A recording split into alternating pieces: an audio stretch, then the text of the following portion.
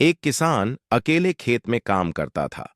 उसका एक वफादार कुत्ता हर वक्त साथ रहता। एक दिन किसान बेहोश होकर खेत में गिर पड़ा।